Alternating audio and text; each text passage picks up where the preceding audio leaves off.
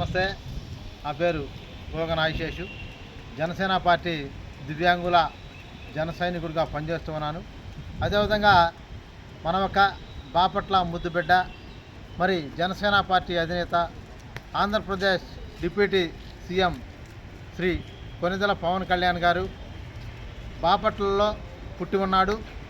అదేవిధంగా రేపు సెప్టెంబర్ 2వ తారీఖు సోమవారం నాడు ఆయన ఒక పుట్టినరోజు. ఆ ఒక పుట్టినరోజు రాష్ట్రంలో మరి రెండు తెలుగు రాష్ట్రాల్లో కూడా ఘనంగా ఆయన ఒక పుట్టినరోజు చేసుకోవాలి.